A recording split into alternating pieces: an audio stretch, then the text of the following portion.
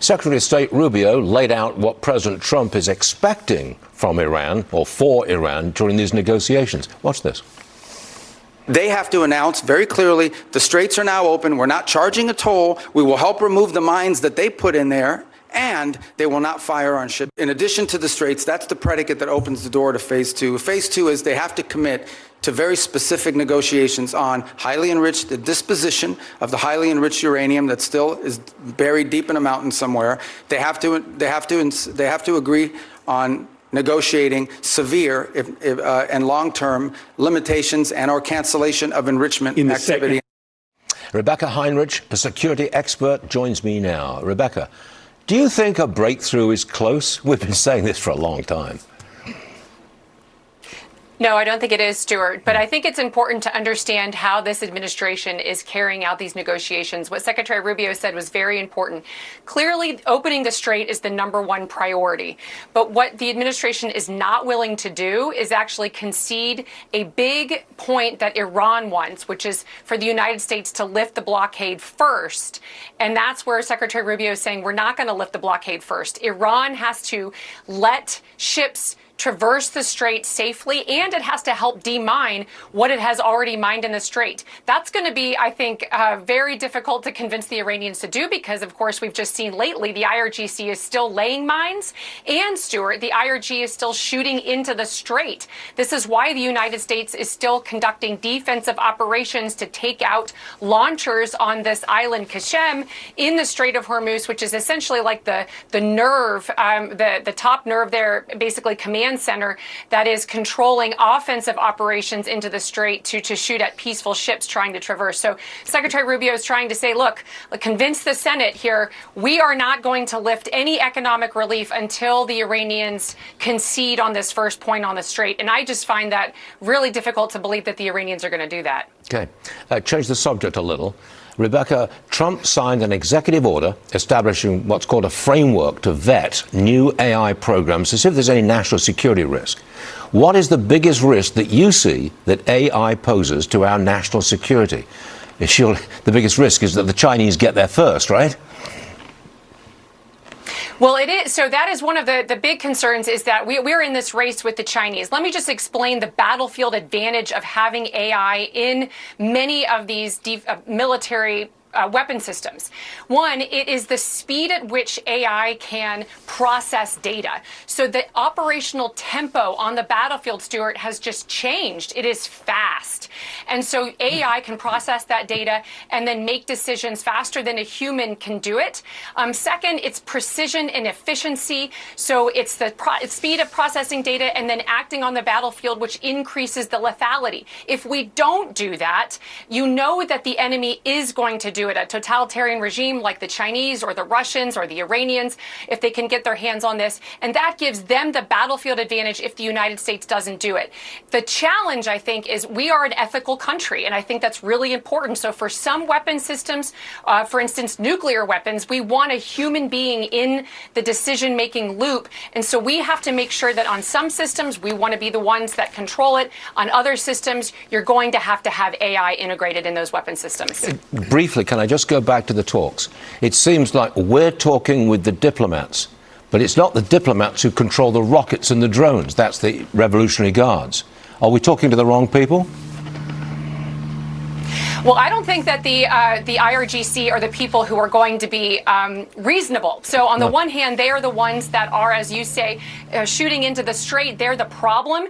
It's just that they're not reasonable. They're still committed to the Islamic Revolution, which is why, Stuart, I still think that as long as we are taking out these coastal defenses and that President Trump is willing to resume military operations, that I think that we still have options here. But again, this is why I'm very pessimistic about the success of diplomacy actually winning the day. You want to take out the Revolutionary Guards, I can see.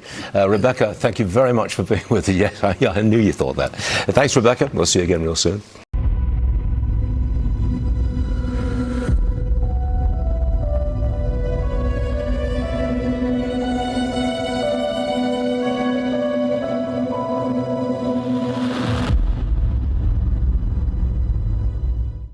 Une note de la secrétaire exécutive. Que les choses soient claires sur ce qu'est GeoStrat Agency LLC et sur ce qu'elle n'est pas. Pascal Najadi finance ce travail lui-même. Aucun parti ne nous paie. Aucun donateur ne nous guide. Aucun capital étranger ne nous touche. Les machines aident, mais ce sont les hommes qui font la différence. Les sources qui disent la vérité. Les officiers qui font leur devoir. Et les citoyens qui refusent de détourner le regard. Nous nous tenons sur le lien judéo-chrétien entre les nations libres, avec les États-Unis et une Suisse libre. Nous sommes souverains et nous entendons le rester. À 2 pas du bureau de Washington, de la directrice du renseignement national, Tulsi Gabbard, et pourtant ne répondant de rien d'autre que des archives. Pour le registre, GeoStrat Agency, LLC, publie dans une archive publique, horodatée. Nous ne décidons de rien. Nous rapportons quand nous entendons un coup partir. Chaque affirmation de cet article est tirée du domaine public et offerte comme analyse, non comme accusation contre quiconque serait nommé. Copyright GeoStrat Agency LLC 2026. Fin.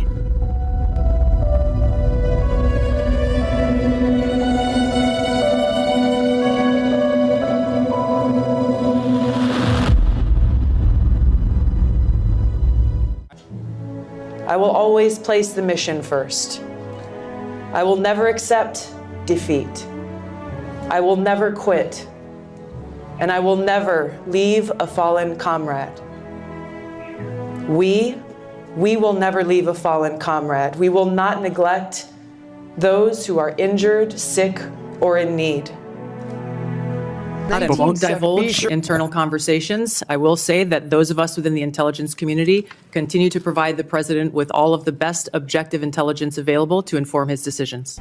The last what the world wants is an insecure United States. We need a strong, healthy, wealthy, self-competent, not warmongering United States to keep peace. It's the way your president is managing things. President Trump, that is. War in this context and in pursuit of peace is necessary.